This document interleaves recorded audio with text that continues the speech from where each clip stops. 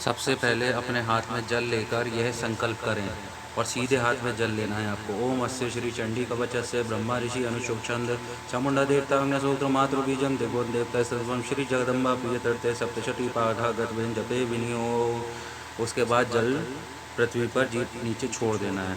ओम नमः चंडिकाय नमः। अब अपना प्रारंभ करें।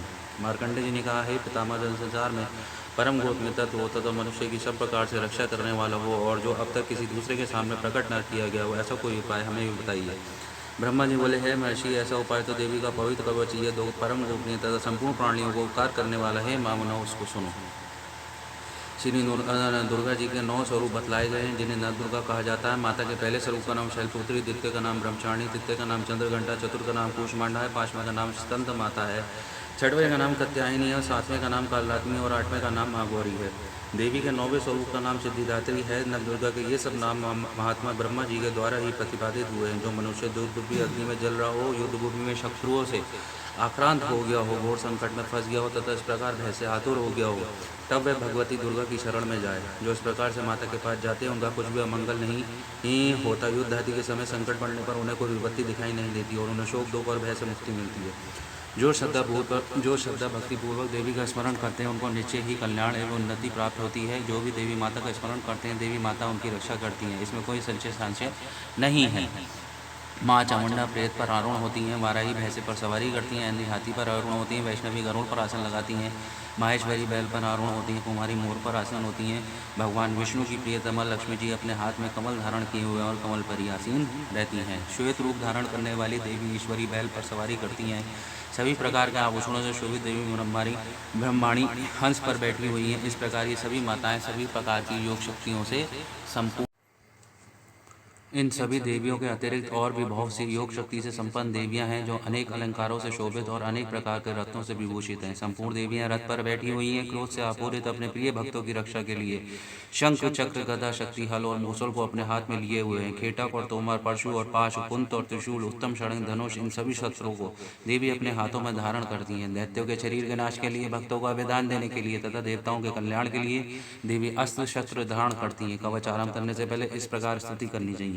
महाराज रूप धारण करने वाली और अत्यंत पराक्रमी, महाशक्तिशाली और महान उत्साह वाली देवी, तुम विकट भय का नाश करने वाली हो, तुम्हें नमस्कार है। कठिनाई में दर्शन देने वाली, शत्रुओं में भय को बढ़ावा देने वाली, मेरी रक्षा करो। ऐन्द्री पूर्व दिशा में मेरी रक्षा करो। आग्नेय देवता आग्नेय कोण में मेरी रक्षा करो। वाराही दक्षिण में, कड़ंगदानी नेत्र में मेरी रक्षा करो। वारुणी पश्चिम में, अमृग वाहिनी वाव्य कोण में मेरी रक्षा करो।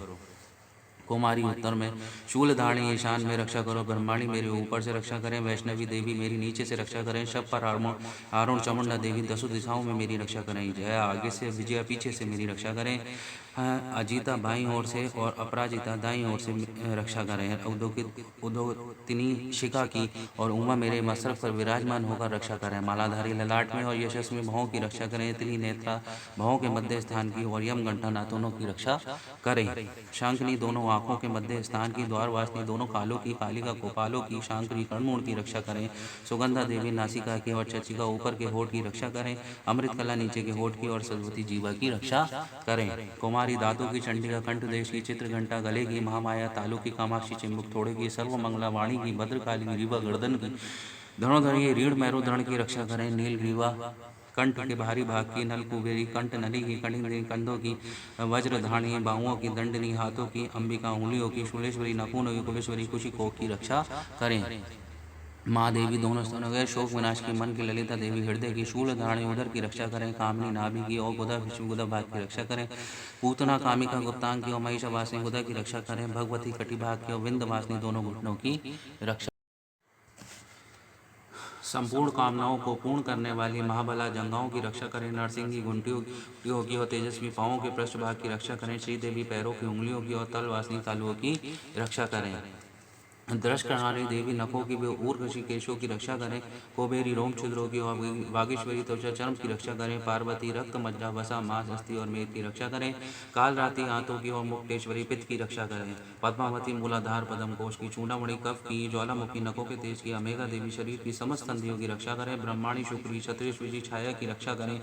धर्मधारणी मेरे अहंकार और मन और बुद्धि की रक्षा करें।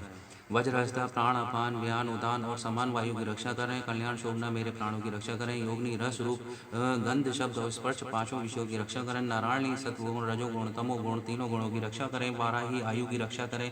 वैष्णवी धर्म की रक्षा करें। चाक्रणी यश कीर्ति और लक्ष्मी धन और विद्या की रक्षा करें। इंद्राणी मेरे गोत्र की और चंडिका मेरे पशुधन की रक्षा करें।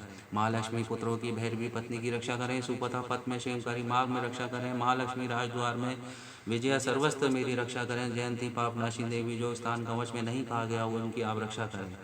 यदि मनुष्य अपना कल्याण चाहे तो इस कवच का पाठ किए बिना एक कदम भी बाहर ना जाए न यात्रा करे। इस कवच का पाठ करके इस कवच के द्वारा सब ओर से सुरक्षित प्राणी जहाँ जहाँ भी जाता है वहाँ वहाँ उसे विजया और सभी कामनाओं की प्राप्ति होती है। वह मनुष्य जिस भी अभिष्ट वस्तु का चिंतन करता है वह उसे प्राप्त करता है। वह मनुष्य पृथ्वी पर अतुल्य परम ऐश्वर्य को प्राप्त करता है। इस कवच से सुरक्षित मनुष्य निर्भय हो जाता है। उसकी युद्ध आदि में पराजय नहीं होती और वह तीनों लोकों में पूज्य होता है। देवी का यह कवच देवताओं के लिए भी दुर्लभ है। जो मनुष्य प्रतिदिन तीनों संध्याओं में श्रद्धा भक्ति पूर्वक इसका पाठ करता है वह देवी कला को उसे देवी कला प्राप्त होती है। वह तीनों लोकों में कहीं भी पराजित नहीं होता है। वह अकाल मृत्यु के भय से रहित होकर 100 वर्ष तक जीवित रहता है। उसकी सभी व्याधियां और मकड़ी चेचक कोड़ आदि रोग नष्ट हो जाते हैं। उस पर यथावर जंगम और कृत्रिम विषयों का भी कोई प्रभाव नहीं होता है। अभिचारिक प्रयोग सभी प्रकार के यंत्र तंत्र से होने वाले अरिष्ट प्रभाव ये सभी इस कवच को हृदय में धारण करने वाले मनुष्यों को देखते ही दूर हो जाते हैं। पृथ्वी पर विचरण करने वाले ग्राम देवता आकाशचारी देवता विशेष जल में उत्पन्न एवं उपदेश मात्र से सिद्ध निम्न कोटि के देव जन्म के साथ प्रकट होने वाले और कुल में उत्पन्न हुए कुल देवता माला डाकनी शाकनी आकाश में विचरण करने वाली डाकनियां उस मनुष्य को देखते ही भाग जाती हैं। ग्रह भूत पिशाच यक्ष गंधर्व राक्षस ब्रह्म राक्षस बेताल कूष्मांड और भैरवादी अनिष्कारक देवता भी अपने हृदय में इस कवच को धारण करने वाले मनुष्य को देखते ही भाग जाते हैं। ऐसे मनुष्य को राज सम्मान की प्राप्ति होती है। उसके तेज में अत्यंत वृद्धि होती है। जो इस कवच का पाठ करके फिर सप्तशती चंडी का पाठ करता है उसके यश और कीर्ति में वृद्धि होती है। ऐसे मनुष्य की पुत्र पौध आदि वंश परंपरा पृथ्वी की आयु प्रांत बनी रहती है। मृत्यु के पश्चात महामाया की कृपा से वह उस नित्य परम पद को प्राप्त करता है जो देवताओं के लिए भी दुर्लभ है। वह परम दिव्य स्वरूप को प्राप्त करता है और कल्याण में शिव जी के साथ में परमानंद का भागी होता है। इति देवया कवच संपूर्ण। ये आपका कवच संपूर्ण हुआ। प्लीज़ चैनल को सब्सक्राइब शेयर कमेंट जरूर करें कि आपको मेरा कवच कैसा लगा। और इसको कहीं भी जाने से पहले ये कवच जरूर सुनें। आपको निश्चय ही इसका लाभ होगा। आपको सुरक्षा मिलेगी। ये मेरा स्वयं का अनुभव है। इस कवच के बिना मैं कहीं भी सुबह बाहर नहीं जाता हूँ। ओम नमः चंडिकाय नमः।